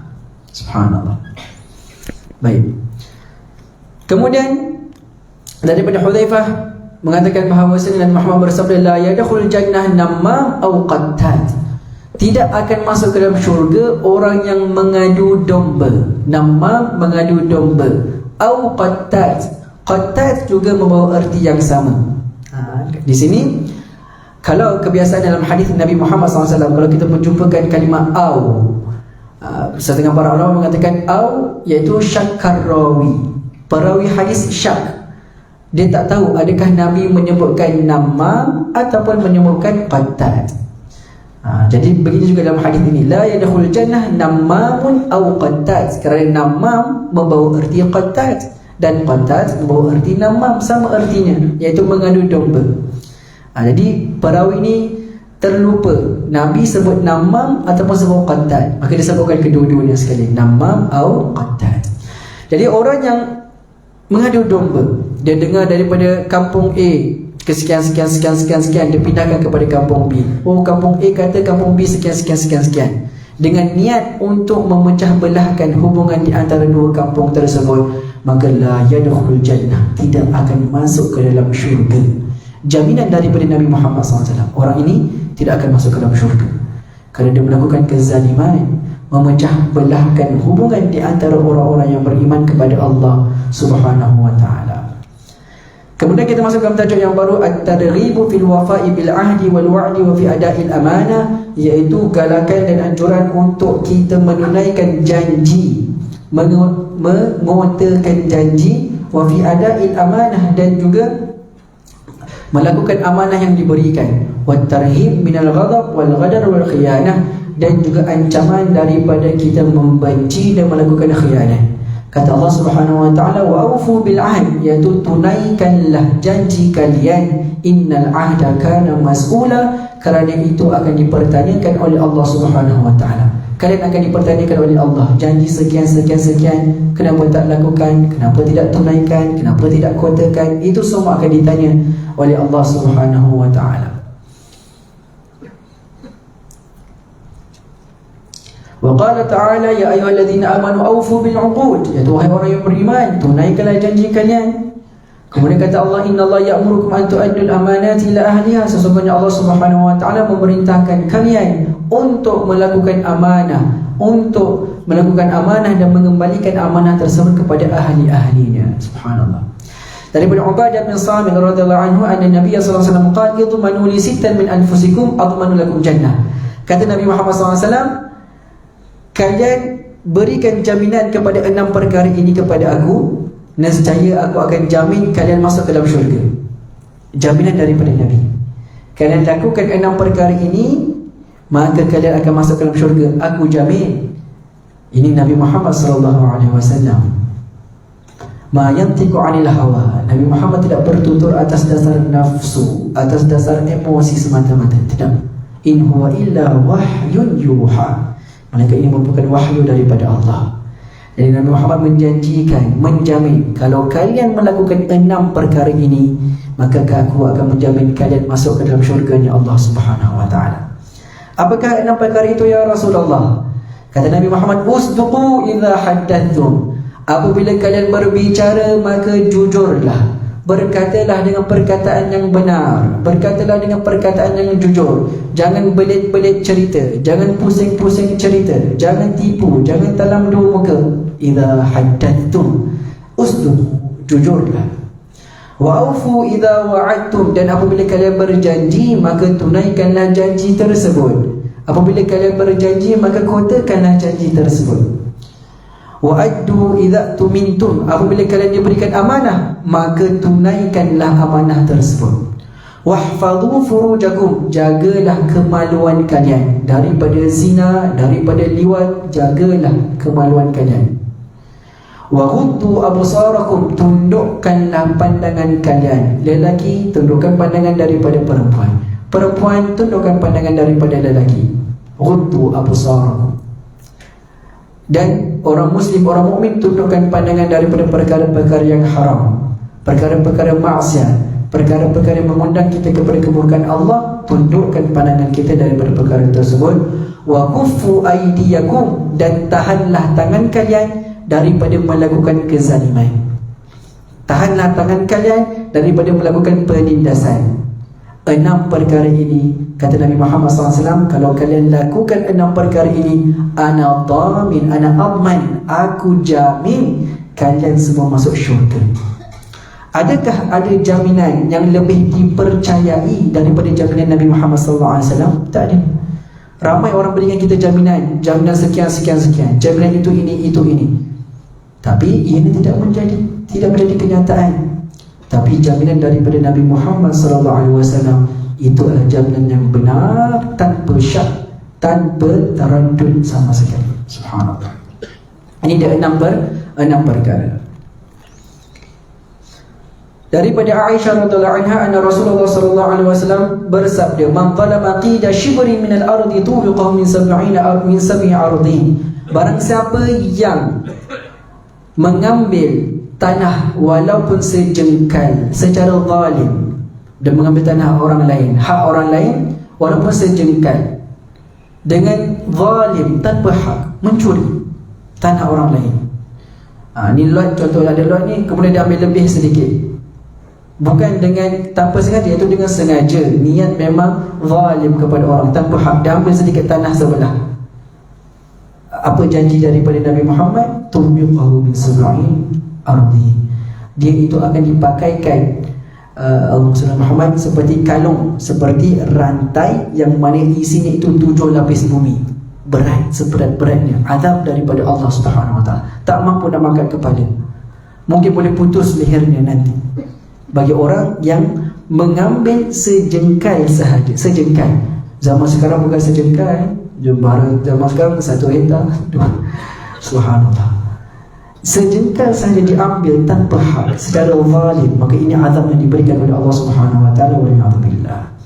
Kita masuk pada tajuk yang seterusnya, at-targhibu fil amri bil ma'ruf wan nahyi 'anil munkar, iaitu ajakan dan dorongan untuk kita amar bil ma'ruf, iaitu menyuruh dengan kebaikan, wan nahyi 'anil munkar, dan melarang daripada kemungkaran, wa adabu dzalik, dan ini paling penting, adab untuk kita amar bil ma'ruf.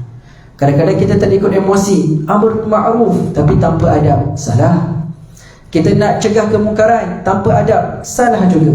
Semuanya kena ada adab dan ilmu. Kata Allah Subhanahu wa taala, "Wa takum minkum ummatun yad'una ila al-khairi wa ya'muruna bil ma'ruf wa yanhauna 'anil munkar." Iaitu kalian semuanya merupakan umat yang baik, yang mana yang mengajak kepada kebaikan dan juga mencegah daripada kemungkaran. Wa ulaika humul muflihun, dan apabila kita lakukan 2 perkara ini, kita akan tergolong daripada golongan orang yang berjaya. Faqula lahu qawlan layyina la'allahu yatadhakkaru aw yakhsha. Ini merupakan kisahnya Nabi Musa alaihissalam bertemu dengan Firaun. Kata Allah Subhanahu wa taala apa? Faqula lahu qawlan layyina. Wahai Musa, adab diajarkan oleh Allah. Musa dan Harun, kalian nak berjumpa dengan Firaun. Orang kata Firaun iaitu penjahat terbesar sekali, sehingga dia mengatakan ana rabbukumul a'la. Dia katakan aku adalah Tuhan kalian yang paling tinggi, yang paling kuat sekali, aku adalah Tuhan kalian. Ini Firaun. Baik, kalau kita pada zaman tersebut, mungkin kita akan gunakan kekerasan, kuasa dan sebagainya. Tapi apa yang Allah ajar kepada Nabi Musa alaihissalam, faqula lahu qawlan layyina. Katakanlah, kalian semua nak sampaikan nasihat, maka nasihatilah Fir'aun, sampaikanlah kepada Fir'aun dengan percakapan yang lembut. Adab ketika mencegah kemungkaran. Allah tak kata gunakan kekerasan, gunakan itu, gunakan ini, tidak. Tapi Allah kata apa? Faqula lahu qawlan layyina, iaitu dengan perkataan yang lembut.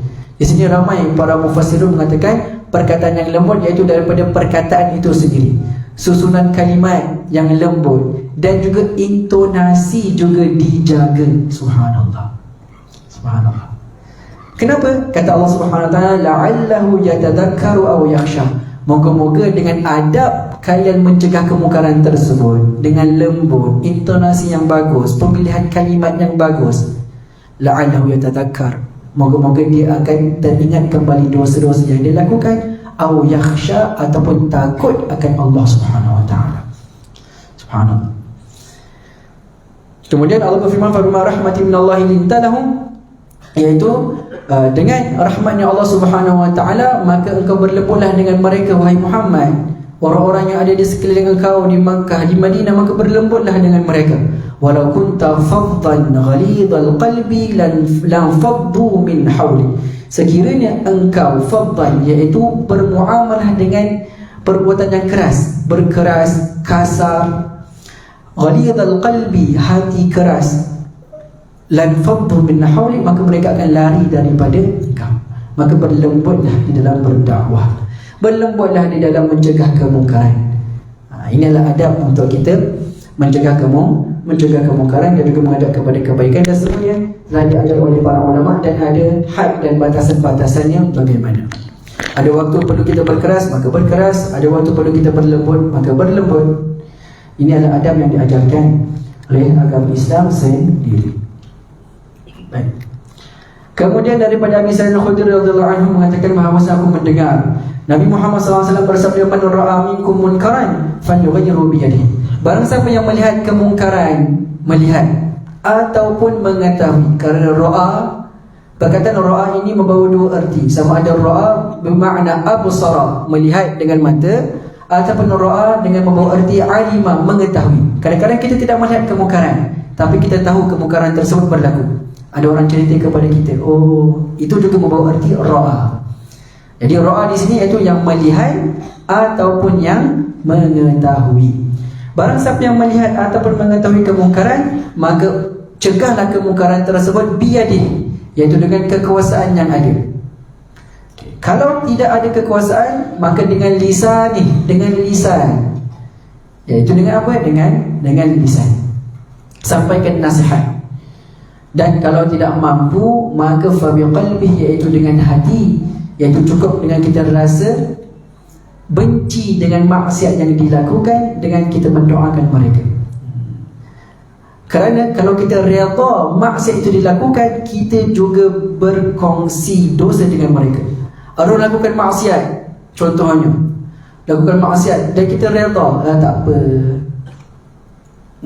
muda lagi, tak apa, biar dia buat maksiat. Kita redha dengan maksiat yang dilakukan, kita juga berkongsi dosa dengan orang tersebut.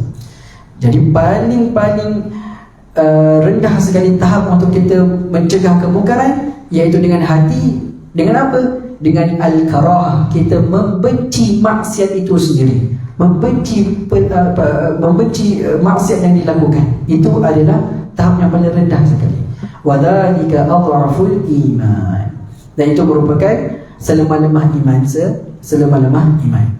Dan ada tafsiran daripada para ulama mengatakan wadzalika adhaful iman, iaitu apabila sampai satu tahap kita nak tegur, nak cegah maksiat pun dah tak boleh, kekuasaan pun dah tak boleh nak diharapkan, nak sampaikan nasihat pun dah tak boleh, sampaikan kita kena hanya berdoa dan membenci, maka ketahuilah itu merupakan fasa keruntuhannya orang-orang Islam. Sebab pada waktu itu kita dah tak boleh nak mencegah kemungkaran. Dan dikatakan disitulah akan berlakunya hari kiamat. Itu sudah dekat untuk masuk kepada hari kiamat. Baik. Daripada Abi Bakar radhiyallahu anhu mengatakan bahawasanya ayuhan nas innakum taqra'una hadhihi al-ayah. Wahai manusia, kalian semua membaca ayat ini. Ya ayyuhallazina amanu 'alaikum anfusakum la yadhurrukum man dhalla idza hadaytum. Wahai orang-orang yang beriman, bagi kalian diri kalian sendiri, itu jagalah diri kalian. La yadhurrukum man dhalla idza hadaytum. Kalian tidak terkesan dengan orang yang sesat sekiranya kalian mendapatkan hidayah. Kalian beriman kepada Allah, kalian menyembah Allah Subhanahu wa taala. Maka kalau ada orang yang sesat, tidak masuk Islam, maka itu tidak akan memberikan apa-apa kesan kepada kalian. Yang penting kalian jaga diri kalian. Alaikum anfusakum. Kemudian kata Sayyidina Abu Bakar, wa inni sami'tu Rasulullah SAW yaqul inna an-nasa idza ra'aw zalim falam ya'khudhu 'ala yadihi aw syaka an ya'ummahumullah bi'uqubati min 'indihi. Iaitu ada orang yang melihat orang zalim melakukan kezaliman, orang jahat melakukan kejahatan, falam ya'khudhu 'ala yadihi, dan dia tidak mencegah maksiat tersebut, tidak menghalang kemungkaran tersebut, tidak menghalang kejahatan tersebut, aw syaka an ya'ummahumullah bi'uqubatin min 'indi, maka risau Allah akan menyebarkan uqubah, iaitu Allah akan mengeneralkan uqubah, azab, musibah daripada Allah Subhanahu wa taala. Kerana kalau Allah turunkan azab kepada orang yang zalim, ada orang yang tidak mencegah, maka orang itu juga akan mendapatkan musibah daripada Allah Subhanahu wa taala. Jadi pencegahan yang paling ringan, yang paling rendah yang boleh kita lakukan, seperti mana yang dikatakan oleh Nabi Muhammad SAW, iaitu kita cegah dengan hati, iaitu kita membenci maksiat yang dilakukan, membenci kezaliman yang dilakukan, membenci kejahatan yang dilakukan. Itu merupakan adna al-iman, iaitu selemah-lemahnya iman kita, itu adalah martabat dia. Paling kurang kita ada benci tersebut. Kalau tak mampu, kita nasihat tak dengar, kita nak guna kuasa pun tak boleh, maka paling kurang kita membenci maksiat yang dia lakukan. Wallahu ta'ala a'lam. Dan insyaAllah tajuk yang At-Targhib fi Sakha' wal Ithar ini akan disambung oleh Ustaz Syukri pada hari Khamis insyaAllah. Kita harapkan daripada Allah Subhanahu Wa Ta'ala, moga-moga Allah Subhanahu Wa Ta'ala memberikan kepada kita kefahaman, membuka bagi kita pintu kefahaman, pintu untuk kita beramal dengan apa yang kita dengar. Hadis daripada Nabi Muhammad SAW, jaminan daripada Nabi Muhammad SAW, ya Allah, apa yang kami dengar daripada khabar gembira daripada Nabi Muhammad, jaminan daripada Nabi Muhammad SAW, maka Engkau mudahkanlah kami untuk kami melakukan amalan-amalan tersebut, ya Allah. Dan daripada ancaman-ancaman yang disampaikan oleh Allah, yang disampaikan oleh Nabi Muhammad SAW, maka Kau kuatkanlah kami untuk menjauhkan diri kami dan anak-anak kami, saudara mara kami daripada melakukan perkara-perkara tersebut, ya Allah, ya Rahman, ya Rahim. Ya Allah, rahmatilah kami, berkatilah kami, permudahkanlah segala urusan kami ini, ya Allah. Jadikanlah kami hamba-Mu yang terbaik daripada yang terbaik. Kau terimalah segala amalan yang kami lakukan pada bulan Ramadan, sehingga Kau terima amalan tersebut dan Kau bukakan pintu-pintu kebaikan pada hari-hari yang mendatang, agar kami lebih dekat kepada-Mu, ya Allah. Bertambah keimanan kami kepada-Mu, ya Allah. Bertambah ketakwaan kami kepada-Mu, ya Allah. Bertambah rasa takut kami kepada-Mu, ya Allah. Bertambah rasa pengharapan kami kepada-Mu, ya Allah, ya Rahman, ya Rahim. Kami mohon kepada-Mu, tidak ada Tuhan melainkan-Mu, ya Allah. Tidak ada siapa yang mampu untuk kami merintih melainkan kepada-Mu. Maka mustajabkanlah doa kami ini, perkenankanlah hajat-hajat kami ini, ya Allah. Allahumma ya man waffaqa ahla khairin li khairin wa anam alaih, waffiqna li khairin wa anna alaih. Wa sallallahu ala sayyidina Muhammadin wa ala alihi wa sallam. Subhana rabbika rabbil izzati